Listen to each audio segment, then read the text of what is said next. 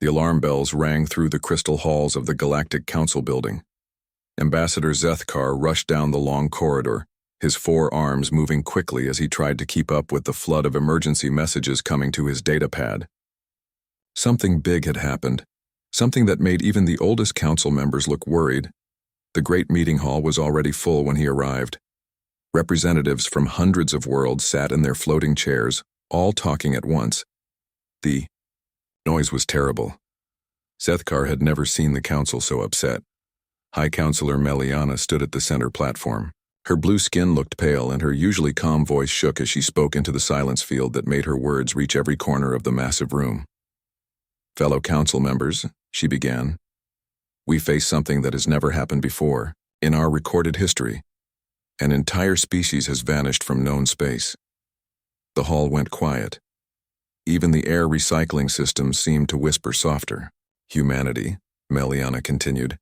"Every human settlement, every human ship, every human outpost across the galaxy, they are all empty, not destroyed, not attacked, simply abandoned." Zethkar felt his breathing tubes tighten. Humanity had been a problem for the Council for the past 50 years. They expanded too fast, asked too many questions, and never seemed to follow the proper rules that kept galactic peace. But they were still a Council member species. They had rights and protections. "When did this happen?" called out Senator Vextar, from the Altarian Republic. "Our best estimates suggest it began 3 standard months ago," Meliana replied. "The process appears to have been gradual, systematic. They left no messages, no explanations, no warnings." Commander Tholrek of the Korthani military leaned forward in his chair. "Have we confirmed this across all human territories?" "Yes. From their homeworld Earth to their furthest colonies in the Outer Rim. Every single human settlement shows the same pattern. Buildings intact, technology still running, food still fresh in some cases, but no humans anywhere." Zethkar remembered his last meeting with Ambassador Sarah Chen, the human representative. She had seemed normal, maybe a bit tired, but she often looked that way after long council sessions. Humans always seemed to carry some kind of invisible weight on their shoulders. "What about their ships?" asked Director Quinlos from the Trade Federation. "Gone as well. Every human vessel from cargo haulers to their largest warships. Our deep space monitors show no trace of them anywhere in known space." The room erupted in whispers and clicking sounds as different species talked among themselves. Zethkar noticed that many of the council members looked relieved rather than worried. Humanity had made many enemies during their short time in galactic politics. "This might be for the best," whispered Counselor Drakmon from the seat next to Zethkar. "They were becoming too aggressive, too unpredictable. Maybe they finally realized they didn't belong here." Zethkar didn't reply, but something felt wrong about the whole situation. Humans didn't just give up. In all his years dealing with them, they had shown one clear trait above all others. They never quit fighting. High Counselor Meliana raised her hand for silence. "Given the circumstances, the Council must address the practical matters this creates. Human space contains valuable resources, strategic locations, and advanced infrastructure. We cannot allow these assets to remain unprotected." "Are you suggesting we simply take their territory?" asked Ambassador Yelthara from the Peaceful Worlds Coalition. "What if they return?" "They abandoned their claims when they left without notice," replied Meliana firmly. "Council law is clear on this matter. Abandoned territory may be claimed by existing members after a waiting period of 60 standard days." Zethkar checked his datapad. Today marked exactly 60 days since the first human settlement had been found empty. "I propose we form exploration and claim committees immediately," continued Meliana. "The Korthani Mining Consortium has already expressed interest in the Sol system. The Vorthak Empire wishes to examine human manufacturing worlds. The Zenith Coalition requests access to their research stations." The vote came quickly. Within 2 hours, the galaxy's major powers had divided up human space among themselves. Zethkar voted with his government's instructions, but the whole process left him feeling sick. As the council session ended, Zethkar walked slowly back to his office. The corridors seemed quieter than usual. Through the great windows, He could see the busy traffic of the capital world below. Ships from 1,000 worlds moved between the floating cities like schools of metal fish. He sat down at his desk and opened the file on humanity that every council member kept. Their rise had been remarkable. In just 200 years, they had gone from a single world to controlling dozens of systems. They built things faster than anyone else, learned languages quicker, and adapted to new environments better than species that had been traveling space for millennia. But they had also been troublemakers. They questioned everything, challenged old agreements, and insisted on investigating threats that other species preferred to ignore. Just last year, Ambassador Chen had given a presentation about something she called deep space anomalies that the Council had dismissed as sensor errors. Zethkar pulled up the recording of that meeting. Chen had stood at the same platform where Meliana had just announced humanity's disappearance. Her voice had been urgent, almost desperate. "Counselors, we have detected artificial structures moving in the void between galaxies. They're massive, larger than space stations, and they're heading in our direction. We need to investigate this immediately." The Council had voted down her proposal. Too expensive, they said. Too risky. Probably just space debris or natural phenomena. Zethkar remembered the look on Chen's face when the vote results were announced. Not anger, not disappointment. Something much worse. She had looked like someone who had just realized they were completely alone. His communication system chimed. A message from his government. "Prepare for immediate departure to Sol System. You will oversee the claiming process for Vorthak interests." Zethkar packed his travel case with a heavy heart. In 3 days, he would be standing on Earth, the human homeworld. He wondered what they would find there. He wondered if the humans had left any clues about where they had gone or why. Most of all, he wondered if the Council was making a terrible mistake. The next morning, news reports flooded the galactic networks. "Human mystery deepens," read one. Headline: "Council acts quickly to secure abandoned territories," read another. Most of the coverage focused on the economic opportunities and the relief that many felt about humanity's departure. But buried in the back sections of a few reports, Zethkar found something that made his blood run cold. Deep space monitoring stations had detected unusual readings from the direction of human colonies just before they were found empty. Energy signatures that didn't match any known technology. As his ship prepared to depart for Sol System, Zethkar couldn't shake the feeling that the galaxy had just lost something very important. Something that it might need more than anyone realized. The great engines of his ship hummed to life, carrying him toward Earth and whatever secrets humanity had left behind. Zethkar's ship dropped out of faster-than-light travel at the edge of the Sol System.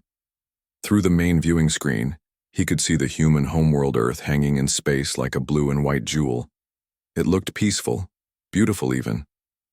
But something was wrong with the picture. "Sir," called Navigator Veltash from her station, "I'm reading massive energy signatures from the inner system, much stronger than anything in our records about human technology." "Show me," Zethkar ordered. The main screen changed to display sensor readings. Streams of data flowed across the display, but even Zethkar could see that the numbers were impossible. The energy output from Earth alone was 10 times what their intelligence files suggested human civilization could produce. "There must be an error in our sensors," muttered Commander Bexelar from the weapons station. "Humans were barely past basic fusion power when they joined the Council." Captain Morthek of the Korthani Mining Consortium stood up from his chair. His rock-like skin looked darker than usual, which meant he was either angry or confused. "Take us closer. I want to see what those humans were really doing out here." As their ship moved deeper into the system, more impossible readings appeared on their screens. Jupiter had somehow been turned into a massive energy collection station. Saturn's rings had been completely rebuilt into what looked like a giant factory complex, and Earth itself was surrounded by defensive satellites that their computers couldn't even identify. "Captain," Veltash's voice was shaking. "Something is scanning us. The scan it's more detailed than anything in our databases. It's reading our ship down to the molecular level." "Defensive positions," ordered Morthek. Charge weapons. Sir, wait. Zethkar stood up quickly. If we show aggression to automated systems, they might respond with force. Before anyone could respond, a voice filled their ship. It was clearly artificial, but it spoke with a human accent that Zethkar remembered from Ambassador Chen. Vessel designation unknown. You are entering protected space. State your purpose and authorization. Captain Morthek stepped forward. This is Captain Morthek of the Korthani Mining Consortium, operating under Council authority. This system has been abandoned and is now open for claiming under galactic law. There was a long pause. Then the voice returned, but now it sounded somehow colder. Abandoned status not recognized. This system remains under protective custody. You may observe from current position, but are not authorized to approach any installations. Protective custody? Morthek's stone skin began to glow with anger. There are no humans here to claim protective custody. Incorrect.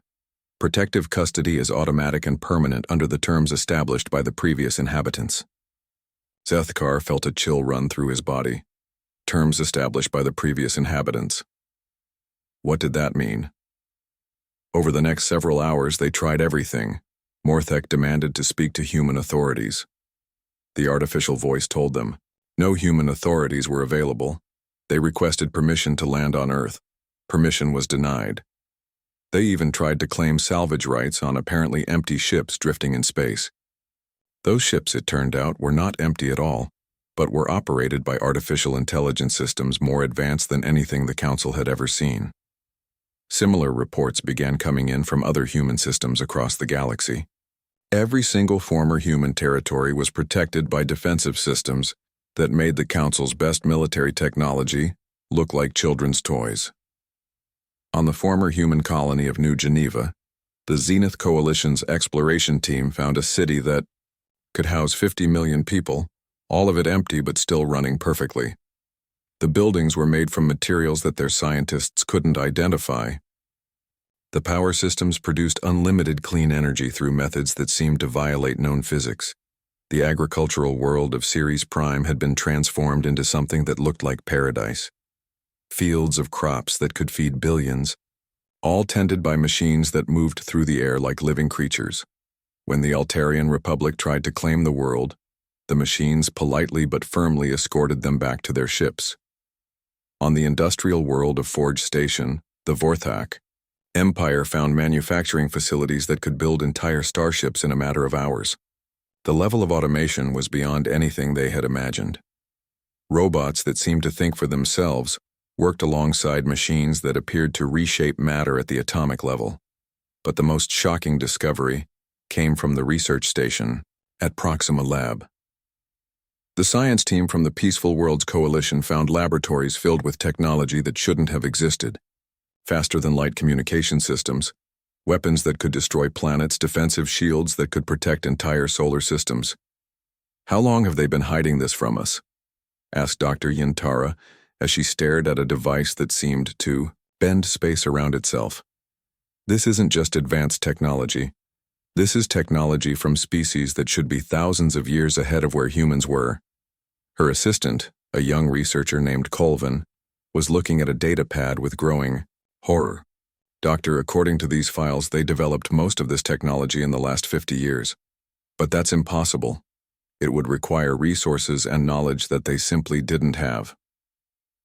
Dr. Yintara walked to a window that looked out over the research complex. Machines moved through the corridors below, maintaining systems that ran themselves, unless they had help, or unless they knew something was coming that required them to advance this quickly. Back on Zethkar's ship, they had been orbiting Earth for 3 days without being allowed to land. The artificial systems were polite, but absolutely firm. They could observe, they could scan from a distance, but they could not touch anything. "Sir," Navigator Veltash called out, "I'm getting reports from across human space. Every team is reporting the same thing. Advanced technology, automated defenses, and no access to anything important." Captain Morthek was furious. "This is insane. There are no humans here. These are just machines following old programming. We should blast through their defenses and take what belongs to the Council now. Captain, Zethkar said carefully, our weapons scans suggest that their defensive systems are significantly more powerful than our offensive capabilities. How much more powerful? Zethkar checked his datapad. According to our computers, the satellites around Earth alone could destroy our entire fleet without taking damage. The bridge went quiet. Through the viewing screen, Earth continued to turn peacefully, surrounded by its silent guardians. There's something else, Veltash said quietly. I've been monitoring communications across the galaxy. Other species are reporting similar situations. The humans didn't just hide advanced technology, they hid the true size of their civilization. What do you mean? Asked Zethkar. The colonies we knew about, the ones on the official council records, those were just the ones they wanted us to see. There are reports of human installations and systems we never knew they had reached. Deep space platforms, hidden research stations, entire worlds that don't appear on any map. Captain Morthek sat down heavily in his command chair. How many systems are we talking about? Current estimates suggest humans had a presence in over 300 systems. The Council knew about maybe 30 of them. Zethkar felt the weight of realization settling over him like a heavy blanket. Humanity hadn't been the junior species that everyone thought they were. They had been playing a completely different game, and the Council had never even realized it was happening. Sir, the communications officer called out, I'm receiving a message from the Council. All exploration teams are ordered to return immediately for emergency session. As their ship turned away from Earth, Zethkar took one last look at the blue world below. Somewhere out there, humanity was still alive, still building, still preparing for something that the Council couldn't even imagine. And for the first time since this all began, Zethkar wondered if humanity's disappearance hadn't been an abandonment at all. Maybe it had been an evacuation. The emergency council session had been going for 6 hours straight. Representatives from across the galaxy sat in their chairs, looking tired and confused. The reports coming in from former human space were unlike anything anyone had ever heard. Hi, Counselor Meliana stood at the center platform, her blue skin now looking almost gray with exhaustion. Data streams flowed around her as she tried to make sense of what they had learned. To summarize, she said, her voice echoing through the great hall, humanity possessed technology far beyond what they revealed to the Council. They controlled territory at least 10 times larger than we knew, and they left behind automated systems that refused to acknowledge our authority over their former space. Senator Vextar from the Altarian Republic raised one of his many hands. The question is why they hid all of this from us. What were they preparing for? Maybe they were preparing to attack us, suggested Commander Tholrek. Maybe this was all part of some long-term plan to take over the galaxy. Zethkar stood up slowly. If they wanted to attack us, they could have done it at any time. The technology we've seen suggests they could have conquered the entire Council decades ago. Then, why hide it? Asked Director Quinlos from the Trade Federation. Why pretend to be weaker than they really were? Before anyone could answer, an alarm began sounding throughout the building. Emergency lights flashed red as a voice came over the communication system. All Council members to emergency positions. We have reports of missing ships across the galaxy. The summary, main display screen in the Council Hall lit up with a map of known space. Red dots appeared on the map, each one representing a ship that had gone missing in the last week. As they watched, more red dots appeared. This is impossible, whispered Dr. Kelmara from the Science Council. These ships are disappearing from routes that have been safe for centuries. Meliana touched controls on her platform, bringing up detailed reports. Cargo vessel Bright Star disappeared 3 days ago while traveling from Altair to Vega. No distress signal, no wreckage found. Transport ship New Hope vanished yesterday on a routine passenger run. Fighter Squadron Iron Wing lost contact during a patrol mission. More reports flooded in. Ships were vanishing all across the galaxy, but not randomly. Zethkar studied the pattern on the map and felt his breathing tubes constrict. Counselor Meliana, he called out. All of these disappearances are happening on routes that were previously patrolled by human ships. The hall went quiet as everyone looked at the map more carefully. Zethkar was right. Every single missing ship had been traveling through space that humanity used to protect. That can't be a coincidence, said Senator Yelthara. But if the humans are gone, who is taking these ships? Their answer came sooner than anyone expected. Within hours, pirate attacks increased across the galaxy. Trade routes that had been peaceful for decades suddenly became dangerous. Worlds that had never needed military protection started calling for help. It's like someone removed a police force that we never knew existed, reported Admiral Zentok from the Galactic Defense Fleet. Pirates are coming out of hiding everywhere. But these aren't ordinary pirates. The Admiral brought up recordings from recent attacks. The Council watched in horror as unknown ships attacked cargo vessels with weapons they couldn't identify. The attacking ships moved in patterns that seemed impossible, changing direction without slowing down, appearing and disappearing like ghosts. Our analysis suggests these ships use technology similar to what we found in human space, Admiral Zentok continued. But the design is completely different. These aren't human ships. Dr. Kelmara studied the recordings carefully. Admiral, can you show us the energy signatures from these attacking ships? The display changed to show energy patterns. Dr. Kelmara's face went pale as she read the data. Counselors, she said slowly, these energy patterns don't match any known species in our databases. They don't match any known physics either. Whatever these ships are, they're using technology that shouldn't be possible. Over the next few days, the situation got worse. The missing ships were never found, but more kept disappearing. The pirate attacks became bolder and more frequent. Entire trade convoys vanished without a trace. But the most disturbing reports came from the deep space monitoring stations on the edge of the galaxy. Sensor operator Thusara was working the night shift at Outpost Omega when her screens lit up with readings that made no sense. Control, this is Outpost Omega, she called, into her communicator. I'm reading massive objects moving in the space between galaxies. Distance is approximately 50,000 light-years beyond our border. Omega, Control here, came the reply. Please confirm your readings. That distance should be empty space. Thusara checked her instruments 3 times before responding. Confirmed, Control. I count at least 20 objects, each one larger than our biggest space stations. They're moving in formation and heading in our general direction. What's their estimated time of arrival? Thusara did quick calculations on her computer. At current speed, approximately 18 months. Similar reports came in from monitoring stations across the galactic rim. Unknown objects, massive in size, moving through the empty space between galaxies. All heading toward Council space. Emergency meetings were called every day. The Council's best scientists studied the data, but they couldn't explain what they were seeing. The objects were too far away for detailed scans, but they were clearly artificial and clearly not from any known species. Could they be human ships? Asked Counselor Drakmon during one particularly tense session. Impossible, replied Dr. Kelmara.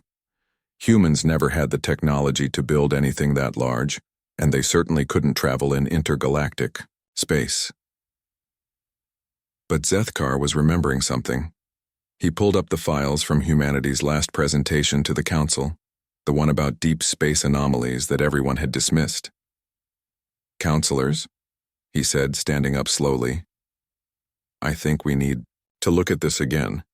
He played Ambassador Chen's recording on the main screen. Her voice filled the hall as she spoke about artificial structures moving in the void between galaxies, structures that were heading toward their galaxy. She tried to warn us, Zethkar said quietly.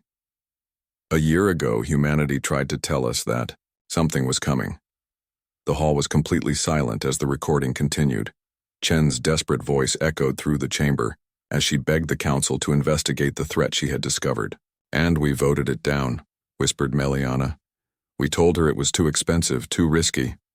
Sir, called out a communication technician, I'm receiving reports from across the galaxy. The automated systems in former human space are activating, all of them everywhere at the same time. The main screen showed a new map. Every human world, every human station, every piece of human technology was lighting up with activity. Defensive systems that had been dormant were coming online. Weapons platforms that no one knew existed were powering up. It's like they're preparing for war, said Admiral Zentok. But war against what? Zethkar looked at the map of approaching objects and then at the map of activating human defenses. A terrible understanding began to grow in his mind. Not war, he said slowly. Defense. Humanity didn't abandon us. They're trying to protect us. Protect us from what? Asked Meliana. Zethkar pointed at the display showing the massive objects moving through intergalactic space. From whatever is coming toward our galaxy, humanity knew about it a year ago. They tried to warn us, and when we wouldn't listen, they decided to handle it themselves. But where are they? Asked Senator Vextar. If they're protecting us, where are the humans? I don't know, Zethkar replied, but I think we're about to find out. As if summoned by his words, every communication system in the council building activated at once. A voice filled the chamber, speaking in perfect council standard but with an unmistakably human accent. Attention Galactic Council. This is a priority message from the Human Defense Command. Hostile forces have entered our galaxy. All council ships are advised to remain in secure systems until further notice. We are moving to intercept. The message ended, leaving the council in stunned silence. 18 months had suddenly become much less time than anyone thought they had. The council chamber had never been so quiet. 3 weeks had passed since the human message and no one knew what to do. Reports flooded in from across the galaxy, but they only made things more confusing.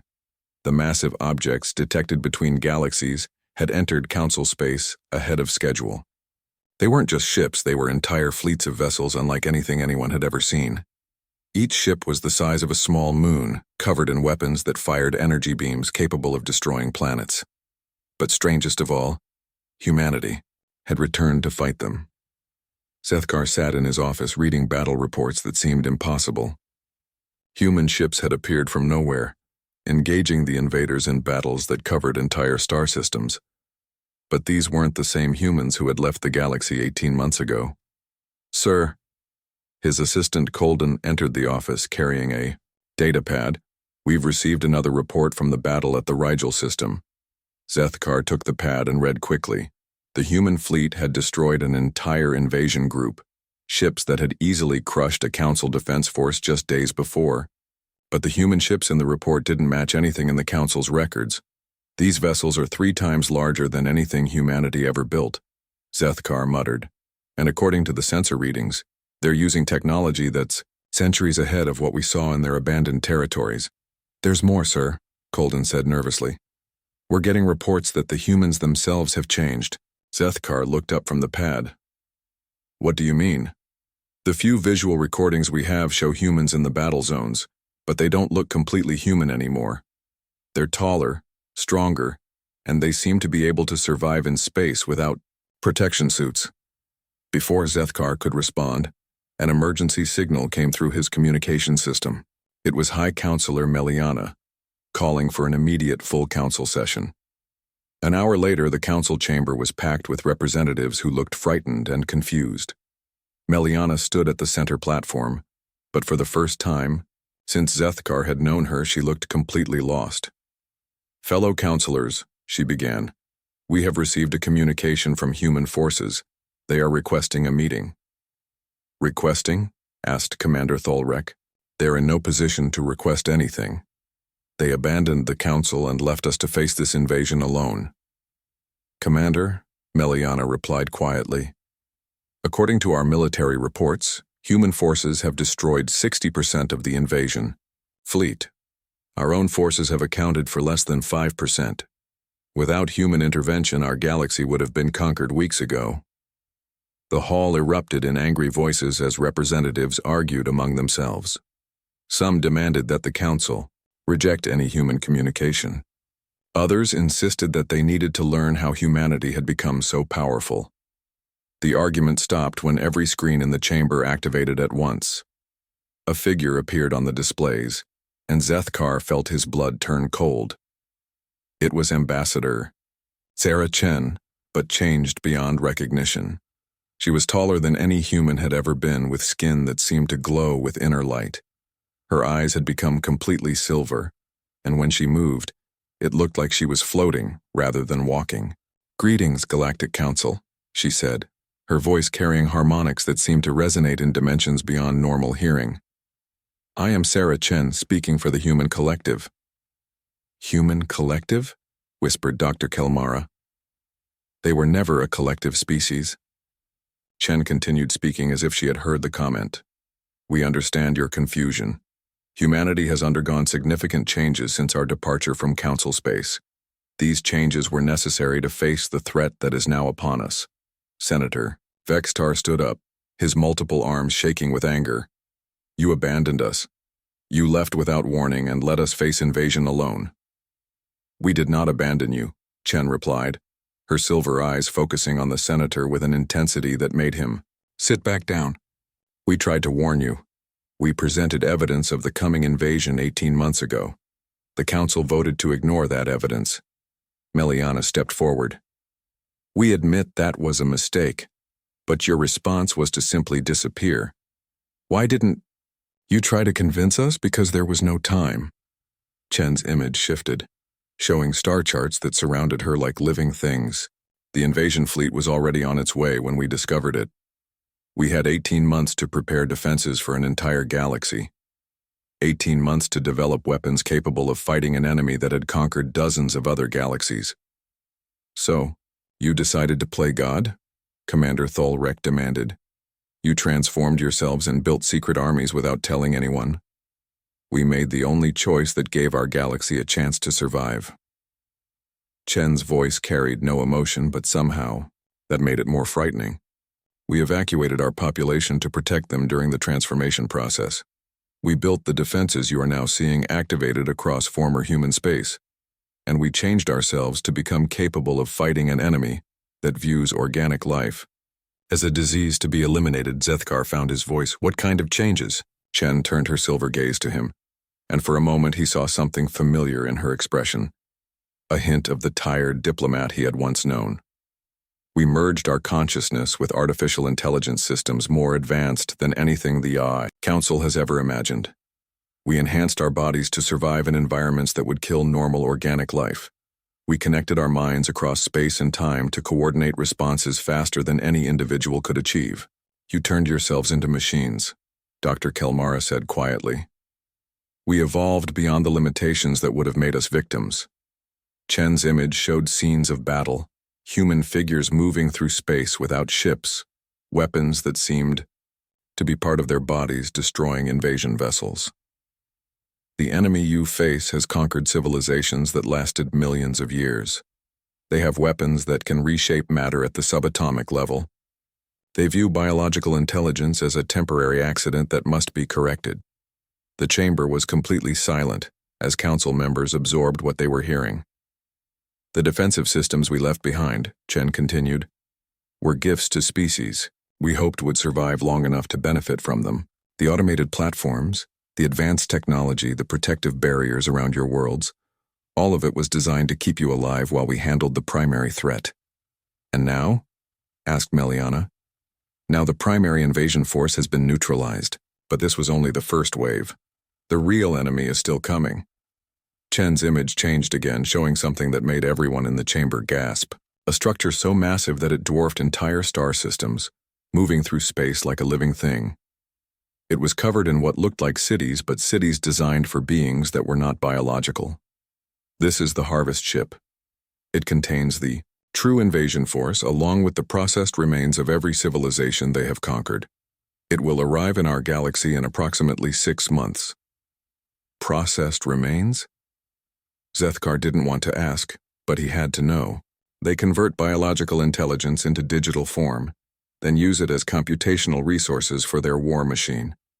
Every species they have conquered still exists inside that ship, forced to serve their conquerors for eternity. The horror of that statement settled over the council like a physical weight. "What do you want from us?" Meliana asked. "Nothing," Chen replied. "You cannot fight what is coming. Your technology, your military forces, your entire civilization is thousands of years behind what would be needed to face the harvest ship. We are telling you this as a courtesy, because despite everything, we still remember what it was like." to be what you are. So we should just surrender? Senator Yelthara's voice was barely a whisper. You should survive. When this is over, someone needs to remember what the galaxy was like before the harvest ship arrived. Someone needs to carry on the memory of all the species that will be lost in the coming battle. Chen's image began to fade. The harvest ship will arrive at the edge of our galaxy in 173 days. We will meet it there. If we succeed, your civilizations will be safe. If we fail, then nothing any of us do will matter anymore. Wait, Zethkar called out. What can we do to help? Chen's image paused, and for just a moment her silver eyes showed something that might have been sadness. Forgive us for what we had to become, and remember us as we were, not as we are now. The screens went dark, leaving the council in absolute silence. Outside the great windows of the chamber, ships from 100 worlds continued their normal traffic, unaware that their entire existence now depended on beings who had once been human, but were now something else entirely. The harvest ship arrived exactly when the humans said it would. Zethkar stood in the observation deck of the Council's emergency command station, watching through the massive viewing windows as space itself seemed to tear apart. The ship that emerged was beyond imagination. It was larger than most solar systems, its surface covered with cities that stretched across continents of metal and crystal. Energy readings are off our scales, reported Dr. Kelmara from her monitoring station. That thing contains more power than our entire galaxy generates. The command station was filled with representatives from every council species. They had spent the last 6 months preparing for this moment, though everyone knew their preparations were useless. The combined military might of the entire galaxy couldn't even damage something like the harvest ship. High Counselor Meliana stood at the center of the room, coordinating reports from across the galaxy. Her blue skin had turned almost white with stress, and she looked like she had aged years in the past few days. All civilian populations have been evacuated to the core worlds, she announced. Military forces are positioned at maximum safe distance. We can do nothing but watch and hope. Commander Tholrek paced back and forth near the tactical displays. This is wrong. We should be fighting alongside the humans, not hiding like children. With what? Asked Admiral Zentok. Our most advanced weapons are like throwing rocks at him, a mountain compared to what that thing carries. The harvest ship had been sending out smaller vessels for the past 3 days. Each one was the size of the invasion ships that humanity had destroyed months earlier, but these moved differently. They seemed to flow through space like liquid metal, changing shape as they moved. Sir, called out Lieutenant Vestara from the communication station. We're receiving signals from the edge of the galaxy. Human forces are moving to intercept. The main display screen lit up with sensor readings from the galactic rim. What they saw made everyone stop talking. Humanity had built a fleet that defied every law of physics that the Council understood. Ships that existed in multiple dimensions at once. Weapons that seemed to fire through time itself. Defensive systems that turned enemy attacks into energy sources. But most shocking of all was the scale. The human fleet contained millions of vessels, each one larger than anything the Council had ever built. How had they constructed so many ships in such a short time? They're not ships, whispered Dr. Kelmara as she studied the readings. At least not in any sense we understand. Those vessels are generated from raw energy, created and destroyed as needed. Impossible, muttered Commander Tholrek. You can't just create matter from energy on that scale. You can if you have access to the energy output of an entire galaxy, replied Dr. Kelmara, and if you've learned to manipulate the fundamental forces of reality itself. The battle began without warning. One moment space was empty, except for the two fleets. The next moment it was filled with energies that made stars look dim. The harvest ship's weapons fired beams that could cut through planets, but the human defenses bent those beams back on themselves, turning the enemy's power against them. For hours, the battle raged across light years of space. The observation deck's viewing windows automatically darkened to protect the watchers from energies that would have blinded them instantly. Even through the protection, the flashes of combat were visible from thousands of light years away. The Humans are pushing them back, reported Admiral Zentok in amazement. Somehow they're actually winning. But as the hours passed, it became clear that the battle was taking its toll on humanity. Their ships began disappearing one by one. Not destroyed, but simply fading away as if they had used up whatever force was keeping them real. They're burning themselves out, Dr. Kelmara observed. That level of energy manipulation can't be sustained indefinitely, even by beings as changed as they've become. On the main screen, they could see the harvest ship beginning to retreat toward the edge of the galaxy. But it wasn't fleeing. It was preparing for something worse. "Counselors," Lieutenant Vesitara called out urgently. "I'm receiving a transmission from the human fleet. It's addressed to all council worlds." The familiar voice of Sarah Chen filled the command center, but now she sounded exhausted in a way that went beyond physical tiredness. "To the species of the Galactic Council," she said, "we have engaged the harvest ship and inflicted significant damage. However, the enemy is now attempting to activate a weapon that will consume all life in this galaxy to power their retreat to another target." The display screen showed an image that made everyone in the room feel sick. The harvest ship was opening like a flower, revealing a structure at its center that pulsed with dark energy. "This weapon draws power from living consciousness," Chen continued. "Every thinking being in the galaxy will be drained of life force to fuel their escape. We estimate total galactic extinction within 72 hours, once the weapon reaches full power." "What can we do?" Meliana called out toward the speakers, knowing that Chen couldn't hear her. As if answering her question, Chen's voice continued. "We have one option remaining. We can prevent the weapon's activation, but doing so will require us to sacrifice our entire fleet and every human consciousness that now exists. We are asking for permission to make this sacrifice." The command center erupted in shocked voices. They were asking permission? After everything that had happened, humanity was still asking the council for approval? "This is madness," shouted Commander Tholrek. "They can't sacrifice themselves for us. We voted to ignore their warnings. We treated them like outcasts. Why? Would they die for us?" Zethkar stepped forward. "Because that's what humans do. Even after we failed them, they still see us as worth saving." Meliana activated the communication system.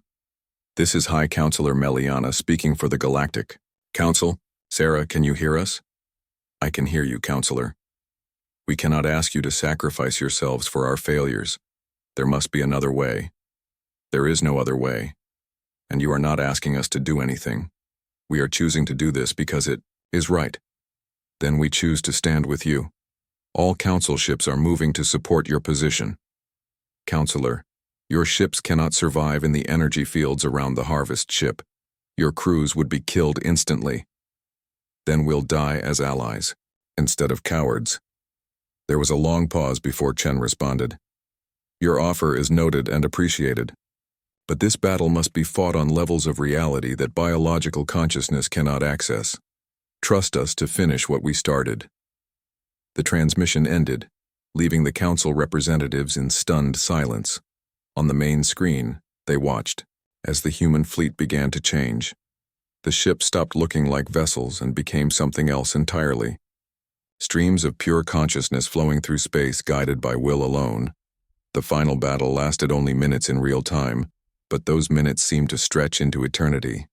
The human consciousness streams penetrated the harvest ship's defenses and reached its core weapon. What happened next was beyond the ability of any sensor to record. The harvest ship simply stopped existing. Not destroyed, not damaged, but erased from reality as if it had never been. Along with it went every trace of the human fleet. "Sensor readings confirm complete elimination of hostile forces," reported Dr. Kelmara quietly. "No trace of human vessels detected anywhere in the galaxy." For a long time, no one spoke. They had been saved, but the price had been the extinction of the species that saved them. "Sir," Lieutenant Vesistara said softly, "I'm receiving one final transmission from the battle site." Chen's voice came through the speakers one last time, but now it seemed to come from everywhere and nowhere at once, to the Galactic Council and all species of this galaxy. "Humanity has chosen to become something beyond physical existence to ensure your survival. We do not regret this choice. Live well. Learn from our mistakes and your own. And remember that the greatest strength any species can have is the willingness to sacrifice for others. Build a better galaxy than the one we all shared. Build one where species listen to each other, where warnings are heeded, and where no one faces the darkness alone. This is our gift to you. Use it wisely. The transmission ended with a sound like wind chimes made of starlight. In the months that followed, the galaxy slowly returned to normal. The automated defenses that humanity had left behind continued to function, protecting trade routes and maintaining peace. The advanced technology they had abandoned was slowly studied and understood, leading to improvements in life for billions of beings. But the Galactic Council itself was changed forever. The old chambers were converted into a memorial, and the new council met in a simple room where every species had an equal voice. The first law they passed required that any species presenting evidence of external threats would be heard, and their warnings investigated fully. They called it the Chen Protocol. Zethkar became the first ambassador for extinct species, tasked with ensuring that humanity's sacrifice would never be forgotten. Every year on the anniversary of the final battle, he would stand before the memorial and read the names of every human who had ever served on the council. And sometimes, when the starlight hit the memorial just right, visitors swore they could see figures moving in the crystal, still watching over the galaxy they had died to protect.